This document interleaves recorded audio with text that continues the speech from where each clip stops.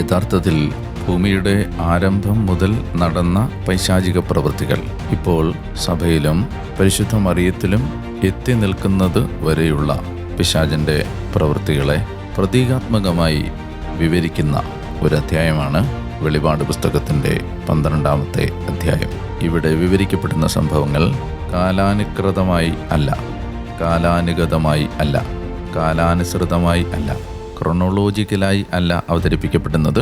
മറിച്ച് അത് വ്യത്യസ്തങ്ങളായ ഘട്ടങ്ങളിൽ, കാലഘട്ടങ്ങളിൽ, യുഗങ്ങളിൽ നടന്നത്. അത് ഒരു പ്രമേയമായി അവതരിപ്പിക്കപ്പെട്ടിരിക്കുന്നതാണ് 12-ാം അധ്യായത്തിൽ നമ്മൾ കാണുന്നത്. പ്രിയമുള്ളവരെ, നിങ്ങൾ കേട്ടുകൊണ്ടിരിക്കുന്നത് എൻകൗണ്ടർ ബൈബിൾ സ്റ്റഡി. ഞാൻ ഡാനിയലച്ചൻ. ബൈബിളിലെ അവസാനത്തെ പുസ്തകമായ വെളിപാട് പുസ്തകത്തിൻ്റെ വ്യാഖ്യാന പഠനത്തിലേക്ക് പ്രാർത്ഥനാപൂർവം ഒരിക്കൽ കൂടി നിങ്ങളെ സന്തോഷത്തോടെ ഞാൻ സ്വാഗതം ചെയ്യുന്നു. നമ്മൾ വെളിപാട് പുസ്തകത്തിൻ്റെ 12-ാം അധ്യായത്തിൻ്റെ ആദ്യത്തെ വാക്യങ്ങളിൽ തന്നെയാണ്. പല തലങ്ങളിൽ വ്യാഖ്യാനിക്കേണ്ട ആവശ്യമുള്ളതുകൊണ്ട് ഈ വാക്യങ്ങൾ കുറെ കൂടി വ്യക്തതയോടെ കാണാൻ ഈ എപ്പിസോഡിലും നമ്മൾ ശ്രമിക്കുകയാണ്. വെളിപാട് പുസ്തകത്തിൻ്റെ 12-ാം അധ്യായത്തിൻ്റെ 1 മുതലുള്ള വാക്യങ്ങൾ ഒരിക്കൽ കൂടി വായിച്ച് നമ്മൾ അതിൽ വിവരിക്കുന്ന കാര്യങ്ങളെ പുതിയ ചില വ്യക്തതയോടെ മനസ്സിലാക്കുന്നതിന് ശ്രമിക്കുകയാണ്. വെളിപാട് 12:1. സ്വർഗത്തിൽ വലിയ ഒരടയാളം കാണപ്പെട്ടു. സൂര്യനെ ഉടയാടയാക്കിയ ഒരു സ്ത്രീ. അവളുടെ പാദങ്ങൾക്കടിയിൽ ചന്ദ്രൻ, ശിരസിൽ 12 നക്ഷത്രങ്ങൾ കൊണ്ടുള്ള കിരീടം. നമ്മൾ ഈ കാര്യങ്ങളെ ഒരിക്കൽ കൂടി കാണാൻ ശ്രമിക്കുകയാണ്.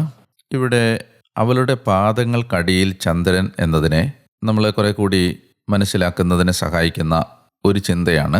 പുരാതന കാലത്ത്, പ്രത്യേകിച്ച് ഈ ഗ്രന്ഥങ്ങൾ എഴുതപ്പെടുന്ന കാലത്തോടനുബന്ധിച്ച് ഉണ്ടായിരുന്ന ഒരു കാഴ്ചപ്പാട് കൂടി നമ്മളൊന്ന് കാണേണ്ടതുണ്ട്. അരിസ്റ്റോട്ടിൽ, പ്ലേറ്റോ തുടങ്ങിയ ചിന്തകന്മാർക്ക് ഉൾപ്പെടെ ഉണ്ടായിരുന്ന ഒരു കാഴ്ചപ്പാടാണ് ചന്ദ്രനാണ് ഭൂമിയുടെ അതിർത്തി. Moon becomes the boundary between earth and heaven. അതായത് അഭൗമ യാഥാർത്ഥ്യങ്ങളും ഹെവൻലി റിയാലിറ്റീസും ഭൗമിക യാഥാർത്ഥ്യങ്ങളും എർത്ത്ലി റിയാലിറ്റീസും തമ്മിലുള്ള അതിര് നിർണയിക്കുന്നത് ചന്ദ്രനാണ് എന്ന ഒരു കാഴ്ചപ്പാട് പുരാതന കാലത്ത് ഉണ്ടായിരുന്നു. അതുകൊണ്ട് ചന്ദ്രന് താഴെയുള്ള എല്ലാം ഭൗമികമായും ചന്ദ്രന് മുകളിലുള്ളതെല്ലാം അഭൗമമായും സ്വർഗീയമായും കണ്ടിരുന്ന ഒരു കാഴ്ചപ്പാട് ഈ രചനയുടെ ചില കാര്യങ്ങൾ വ്യക്തത വരുത്താൻ സഹായിക്കും. പ്രത്യേകിച്ച് അവളുടെ പാദങ്ങൾക്കടിയിൽ ചന്ദ്രൻ എന്ന് പറഞ്ഞാൽ ആ കാലഘട്ടത്തിൽ ഈ കൃതി വായിക്കുന്ന ഒരാളുടെ മനസ്സിൽ വരുന്ന വളരെ സ്വാഭാവികമായ ഒരർത്ഥം അവൾ ഭൗമികയായ ഒരു സ്ത്രീയല്ല എന്ന ചിന്തയാണ്. അതായത് ഈ സ്ത്രീ സ്വർഗീയമായ ഐഡൻറ്റിറ്റിയുള്ള, ഹെവൻലി ഐഡൻറ്റിറ്റിയുള്ള, ഗ്ലോറിഫൈഡായ, മഹത്വീകരിക്കപ്പെട്ട ഒരു സ്ത്രീയാണ് എന്ന അർത്ഥമാണ് ആ വാക്യത്തിൻ്റെ ഏറ്റവും സാധാരണമായ അർത്ഥം. അതുപോലെ തന്നെയാണ് 12 നക്ഷത്രങ്ങൾ കൊണ്ടുള്ള കിരീടം. കിരീടം സൂചിപ്പിക്കുന്നത് അവൾ രാജ്ഞിയാണെന്നാണ്. പഴയ നിയമത്തിൽ യൂദാ രാജാക്കന്മാരുടെ രാജപരമ്പരയുടെ ചരിത്രം വായിക്കുമ്പോൾ നമ്മൾ പ്രത്യേകം ശ്രദ്ധിക്കുന്ന ഒരു കാര്യമുണ്ട്. അവിടെ യൂദാ രാജകൊട്ടാരത്തിലെ രാജ്ഞി അഥവാ 2ാം സ്ഥാനക്കാരി യൂദാ രാജാവിൻ്റെ ഭാര്യയായിരുന്നില്ല, മറിച്ച് അമ്മയായിരുന്നു.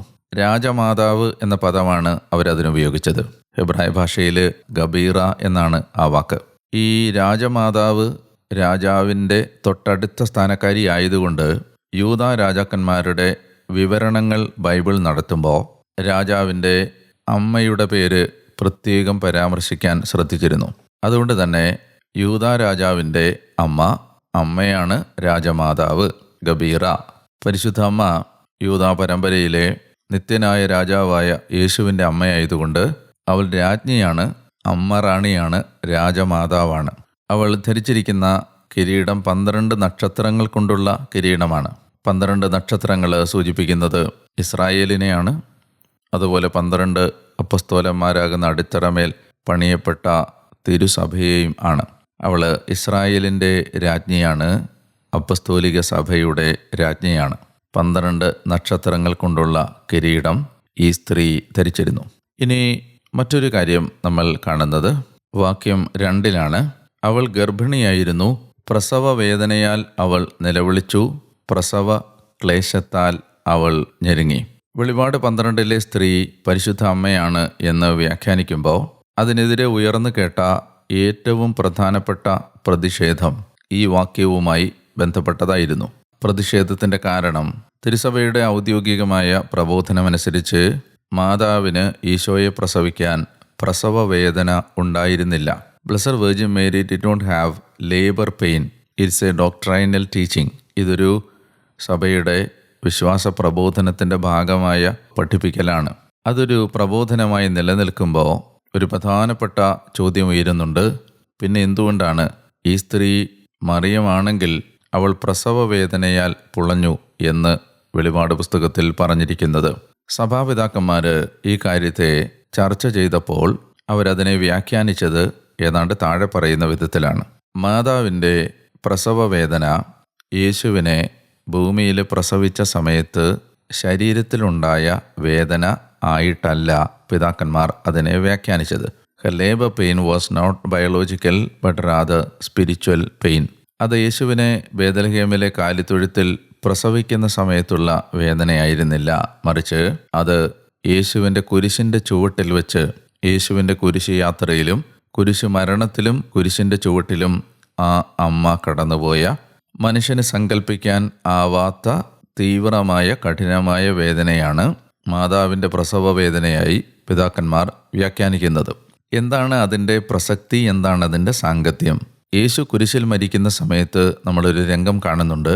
കുരിശിൻ്റെ ചുവട്ടിൽ അവശേഷിക്കുന്ന ശിഷ്യനായ യോഹന്നാനെ അടുത്ത് വിളിച്ച് നമ്മുടെ കർത്താവ് ഇതാ നിൻ്റെ അമ്മ എന്ന് പറഞ്ഞ് മറിയത്തെ യോഹന്നാൻ ഏൽപ്പിച്ചു കൊടുക്കുന്നുണ്ട്. കുരിശിൻ്റെ ചുവട്ടിൽ നിൽക്കുന്ന യോഹന്നാൻ അപ്പോൾ സഭയുടെ പ്രതീകമാണ്.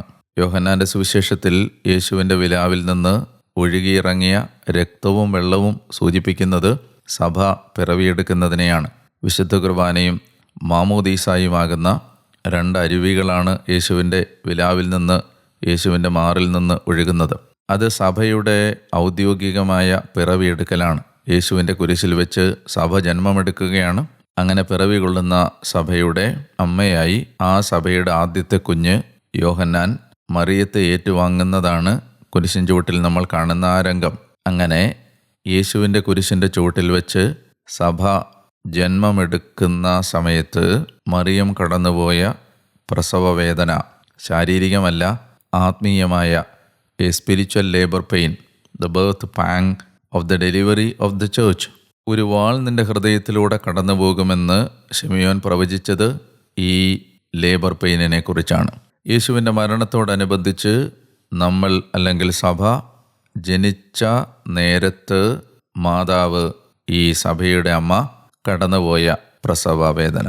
ഇനി 1-ാം അധ്യായത്തിൻ്റെ 3-ാമത്തെ വാക്യത്തിൽ സ്വർഗത്തിൽ മറ്റൊരടയാളം കൂടി കാണപ്പെട്ടു.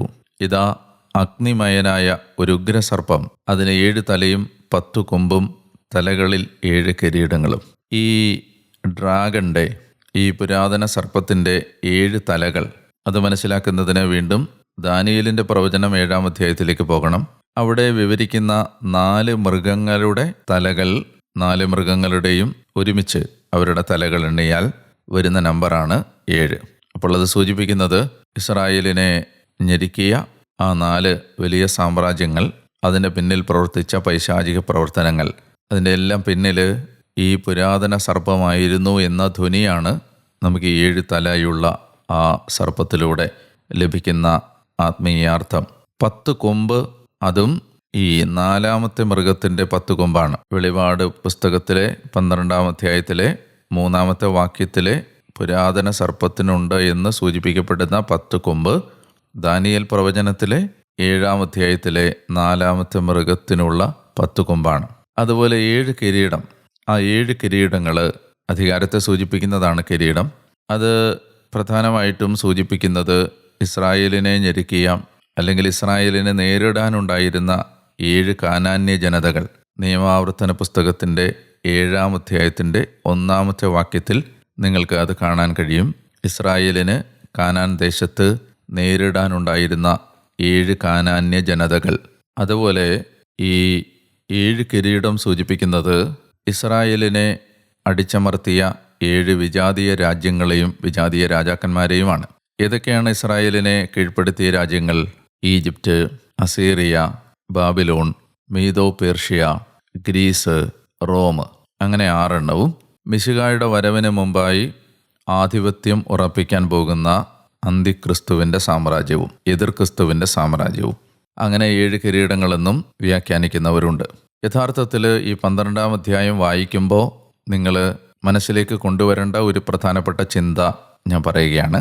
പ്രപഞ്ചത്തിൻ്റെ ആരംഭം മുതൽ നടന്ന പിശാചിൻ്റെ പ്രവൃത്തികൾ, അത് മാലാഖമാർ ദൈവത്തിനെതിരെ മറുതലിച്ച് 1/3 മാലാഖമാർ ഫോളൻ ഏഞ്ചൽസായി, അധപ്പതിച്ച മാലാഖമാരായി ഭൂമിയിലേക്ക് പതിക്കുന്നത് മുതൽ നടന്ന എല്ലാ പൈശാചിക പ്രവർത്തനങ്ങളെയും ഇപ്പോൾ അത് എത്തി നിൽക്കുന്നത് സഭയിലാണ്, പരിശുദ്ധ അമ്മയിലാണ്.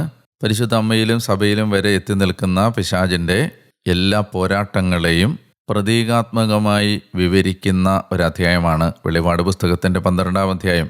അതുകൊണ്ട് ദൈവജനം കടന്നുപോയ, അത് ഇസ്രായേലാവട്ടെ, സഭയാവട്ടെ, യേശുവിൻ്റെ അമ്മയായ മറിയമാവട്ടെ, കടന്നുപോയ എല്ലാ പൈശാചിക പോരാട്ടങ്ങളും, അവർ നേരിട്ട പൈശാചിക അനുഭവങ്ങളും എല്ലാം വളരെ സാരസംഗ്രഹമായി പ്രതീകാത്മകമായി അവതരിപ്പിക്കപ്പെടുന്ന ഒരു അധ്യായമാണ് 12-ാമത്തെ അധ്യായം.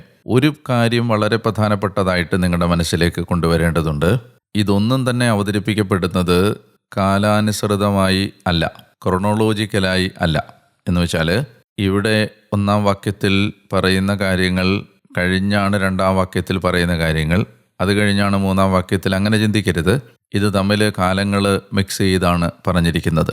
ഉദാഹരണത്തിന് ഈ പറയുന്ന കാര്യങ്ങളിലെ നമ്മൾ ക്രൊണോളോജിക്കലായി എടുത്താൽ ആദ്യം നടന്ന കാര്യം പിശാച്, അതിൻ്റെ ദൈവത്തോടുള്ള പിശാചിൻ്റെ മറുതലിപ്പ്, പ്രതിഷേധം, അനുസരണക്കേട്, അങ്ങനെ അവരധപ്പതിച്ച് പിശാചുക്കളായി ഭൂമിയിലേക്ക് പതിക്കുന്നത്, ഇതൊക്കെയാണല്ലോ ആദ്യം നടന്ന കാര്യം. എന്നാൽ അത് അവതരിപ്പിക്കപ്പെടുന്നത് 2-3 വാക്യങ്ങൾ കഴിഞ്ഞിട്ടല്ലേ. അപ്പോൾ അതുകൊണ്ട് നമ്മൾ മനസ്സിലാക്കണം, ഇത് ഈ 12-ൽ, വെളിപാട് 12-ൽ വിവരിക്കുന്നത് 1 by 1 ആയിട്ടല്ല, ക്രൊണോളോജിക്കലായിട്ടല്ല, കാലാനുസൃതമായിട്ടല്ല, അത് നടന്ന ക്രമത്തിലല്ല, മറിച്ച് തീമാറ്റിക്കായിട്ടാണ്. അതായത് ഒരു വിഷയം പറഞ്ഞു വരുമ്പോൾ ആ സമയത്ത് പ്രസക്തമാണെന്ന് തോന്നുന്ന കാര്യം, അത് മുമ്പ് നടന്നതാണെങ്കിലും ശേഷം നടക്കാൻ പോകുന്നതാണെങ്കിലും കാലസൂചനകളില്ലാതെ മിക്സ് ചെയ്ത് പറഞ്ഞിരിക്കുന്ന വിധത്തിലാണ് ഈ വെളിപാട് 12-ലെ വിവരണങ്ങളെ നമ്മൾ കാണേണ്ടത്. വെളിപാട് 12-ന്റെ 4-ാമത്തെ വാക്യം, അതിൻ്റെ വാൽ, ആ പുരാതന സർപ്പത്തിൻ്റെ വാൽ, ആകാശത്തിലെ നക്ഷത്രങ്ങളിൽ 1/3 വാരിക്കൂട്ടി ഭൂമിയിലേക്ക് എറിഞ്ഞു. ആ സ്ത്രീ പ്രസവിക്കുന്ന കുഞ്ഞിനെ വിഴുങ്ങാൻ സർപ്പം അവരുടെ മുമ്പിൽ കാത്തുനിന്നു. ആകാശത്തിലെ നക്ഷത്രങ്ങളിൽ 1/3 വാരി ഭൂമിയിലേക്ക് എറിഞ്ഞു എന്ന് പറയുന്നത് നമുക്ക് മനസ്സിലാവും. അതായത് ഈ പുരാതന സർപ്പം, അല്ലെങ്കിൽ ഈ ലൂസിഫർ 1/3 മാലാഖമാരെ ദൈവത്തിനെതിരാക്കുന്നതിൽ വിജയിച്ചു. അത് കഴിയുമ്പോൾ ആ പിശാചിൻ്റെ, സർപ്പത്തിൻ്റെ വാലാണ്, അല്ലെങ്കിൽ അതിൻ്റെ സ്വാധീനമാണ് ഈ 1/3 നക്ഷത്രങ്ങൾ അഥവാ മാലാഖമാർ ഭൂമിയിലേക്ക് എറിയപ്പെടുന്നതിന് കാരണമായത്. ഞാൻ ഒരു കാര്യം ഈ സമയത്ത് സന്ദർഭവശാൽ നിങ്ങൾ അറിയുന്നത് നല്ലതാണ് എന്നുള്ളത് കൊണ്ട് സൂചിപ്പിക്കുകയാണ്. ഉൽപ്പത്തി പുസ്തകത്തിൻ്റെ ആദ്യത്തെ 2 വാക്യങ്ങൾ ഞാൻ വായിക്കുന്നു. ഉൽപ്പത്തി 1:1, 1:2. ആദിയിൽ ദൈവം ആകാശവും ഭൂമിയും സൃഷ്ടിച്ചു. ഭൂമി രൂപരഹിതവും ശൂന്യവുമായിരുന്നു. ആഴത്തിനു മുകളിൽ അന്ധകാരം വ്യാപിച്ചിരുന്നു. ദൈവത്തിൻ്റെ ചൈതന്യം വെള്ളത്തിനു മീതെ ചലിച്ചുകൊണ്ടിരുന്നു. അപ്പോൾ ദൈവം ആദിയിൽ ആകാശവും ഭൂമിയും സൃഷ്ടിച്ചു. എൻ്റെ 2-ാമത്തെ വാക്യം, ഭൂമി രൂപരഹിതവും ശൂന്യവുമായിരുന്നു. ഈ വാക്യങ്ങളെ വ്യാഖ്യാനിക്കുമ്പോൾ ചിലർ ഇങ്ങനെ അതിനെ വിശദീകരിക്കുന്നത് കണ്ടിട്ടുണ്ട്. അതായത് 1-ാമത്തെ വാക്യത്തിനും 2-ാമത്തെ വാക്യത്തിനും ഇടയിൽ വലിയ ഒരു കാലഘട്ടത്തിൻ്റെ ദൈർഘ്യമുണ്ട്. ദൈവം ആകാശവും ഭൂമിയും സൃഷ്ടിച്ചു കഴിഞ്ഞ് ആ ഭൂമി മനോഹരമായി, ദൈവം സൃഷ്ടിച്ച ഭൂമി സുന്ദരമായിരിക്കുമ്പോൾ, അല്ലെങ്കിൽ പുതിയ ആകാശം പുതിയ ഭൂമി എന്ന് വെളിപാട് പുസ്തകത്തിൽ, യെശയ്യാ പ്രവചനത്തിൽ ഒക്കെ പറയുന്നത് പോലെ ജീർണതകളില്ലാത്ത ഭൂമിയായി അതിരിക്കുന്ന സമയത്ത്, ആ സമയത്താണ് മാലാഖമാർ ഫോളൻ ഏഞ്ചൽസായി, വീണുപോയ മാലാഖമാരായി, പിശാചുക്കളായി മാറുന്നത്. അതിനെ സൂചിപ്പിക്കുന്ന വാക്യമാണ് രൂപരഹിതവും ശൂന്യവുമായിരുന്ന ഭൂമി എന്ന രീതിയിലുള്ള വ്യാഖ്യാനങ്ങൾ കണ്ടിട്ടുണ്ട്. ഞാൻ പറയാൻ വരുന്നത്, താഴേക്ക് വരുമ്പോൾ 3-ാമത്തെ വാക്യത്തിൽ ദൈവം അരുളി ചെയ്തു, വെളിച്ചമുണ്ടാകട്ടെ, വെളിച്ചമുണ്ടായി. വെളിച്ചം നല്ലതെന്ന് ദൈവം കണ്ടു. അവിടുന്ന് വെളിച്ചത്തെ ഇരുളിൽ നിന്ന് വേർതിരിച്ചു. വെളിച്ചത്തിന് പകലെന്നും ഇരുളിന് രാത്രിയെന്നും പേരിട്ടു. സന്ധ്യയായി, പ്രഭാതമായി 1-ാം ദിവസം. ഈ വാക്യത്തെ വ്യാഖ്യാനിക്കുമ്പോൾ വിശുദ്ധ അഗസ്തീനോസ് ദൈവം വെളിച്ചത്തെ ഇരുളിൽ നിന്ന് വേർതിരിച്ചു എന്നതിനെ പറയുന്നത് വെളിച്ചം നല്ല മാലാഖമാരും ഇരുള് ഫോളൻ ഏഞ്ചൽസ് വീണുപോയ മാലാഖമാരും പിശാചുക്കളും എന്നർത്ഥത്തിൽ ദൈവം നല്ല മാലാഖമാരെയും പിശാചുക്കളെയും തമ്മിൽ വേർതിരിച്ചു എന്നതായിട്ടാണ് വിശുദ്ധ അഗസ്തീനോസ് ഇതിനെ വ്യാഖ്യാനിക്കുന്നത്. അതിന് അദ്ദേഹം പറയുന്ന കാരണം വെളിച്ചത്തിൻ്റെ ഉറവിടങ്ങളായ സൂര്യനും ചന്ദ്രനുമൊക്കെ സൃഷ്ടിക്കപ്പെടുന്നത് പിന്നീടാണ്. അതുകൊണ്ട് ഇവിടെ പറയുന്ന വെളിച്ചവും ഇരുളും സൂര്യനും ചന്ദ്രനും തരുന്ന വെളിച്ചത്തെക്കുറിച്ച് പറയുന്ന വാക്കുകളല്ല, മറിച്ച് അത് മാലാഖമാരെയും പിശാചുകളെയും കുറിച്ച് പറയുന്നതാണ് എന്ന് സെയിൻറ്റ് അഗസ്റ്റിൻ അതിനെ ഇൻ്റർപ്രറ്റ് ചെയ്തിട്ടുണ്ട്. എന്തായാലും നമ്മൾ മനസ്സിലാക്കേണ്ടത് ഇത്രയേ ഉള്ളൂ.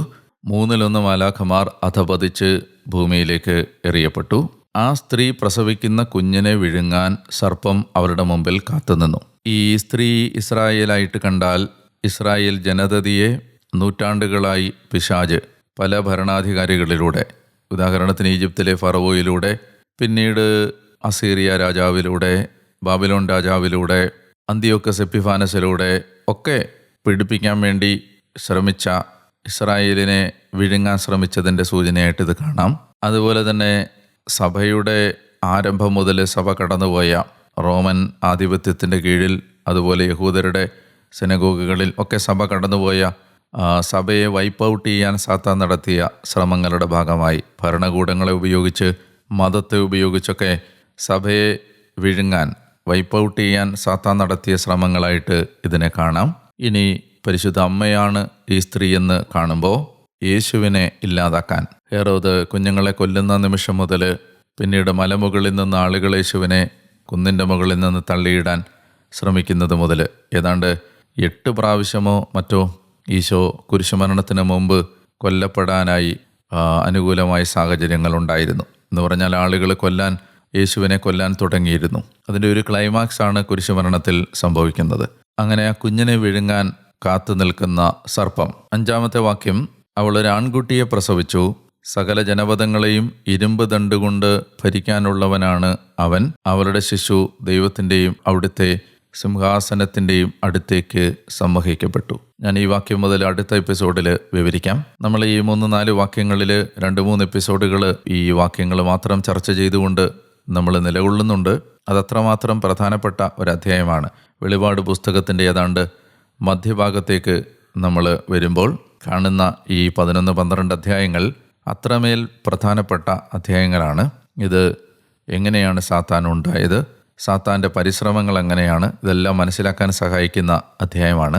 അതുമാത്രമല്ല, പരിശുദ്ധ അമ്മയെ സംബന്ധിച്ച്, സഭയെ സംബന്ധിച്ച്, ഇസ്രായേലിനെ സംബന്ധിച്ചെല്ലാം അനേകം വെളിപ്പെടുത്തലുകൾ ഇതിനകത്തുള്ളത് കൊണ്ടാണ് ഞാൻ പല തലങ്ങളിൽ ഇത് നിങ്ങളുടെ മനസ്സിലൊന്ന് ആഴപ്പെടുന്നതിന് പല ആംഗിളുകളിൽ വിശദീകരിക്കാൻ ശ്രമിക്കുന്നത്. വളരെ ഗൗരവതരമായ ഒരു ശ്രദ്ധയാണ് വെളിപാട് പോഡ്കാസ്റ്റിന് നിങ്ങൾ നൽകിക്കൊണ്ടിരിക്കുന്നത്. നിങ്ങളുടെ പ്രിയപ്പെട്ടവർക്ക്, സുഹൃത്തുക്കൾക്ക് ഈ എപ്പിസോഡുകൾ പരിചയപ്പെടുത്തുക. പരമാവധി ഇത് ഷെയർ ചെയ്യുക.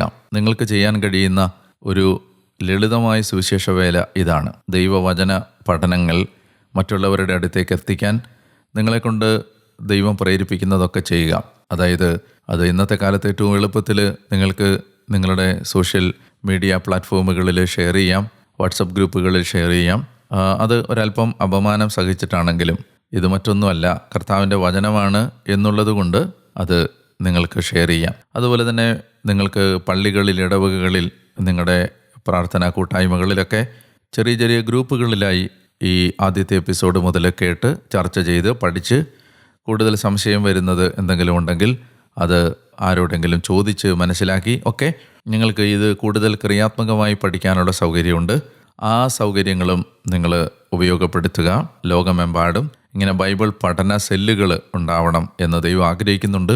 അതുകൊണ്ട് നിങ്ങൾ അതിനുവേണ്ടിയും കൂടുതൽ നിങ്ങളുടെ ശ്രദ്ധയും പ്രാർത്ഥനയും ഇൻവെസ്റ്റ് ചെയ്യണമേ എന്ന് ഞാൻ സ്നേഹത്തോടെ ഓർമ്മിപ്പിച്ചുകൊണ്ട് അടുത്ത എപ്പിസോഡിൽ ഈ 12-ാം അധ്യായത്തിൻ്റെ തുടർന്നുള്ള വാക്കുകൾ 5-ാമത്തെ വാക്യം മുതൽ നമുക്ക് കാണാം എന്ന ആഗ്രഹത്തോടെ, അതുവരെയും ഞാൻ ഡാനിയേൽ അച്ഛൻ നിങ്ങൾക്ക് വേണ്ടി പ്രാർത്ഥിച്ചുകൊണ്ടേയിരിക്കുന്നു.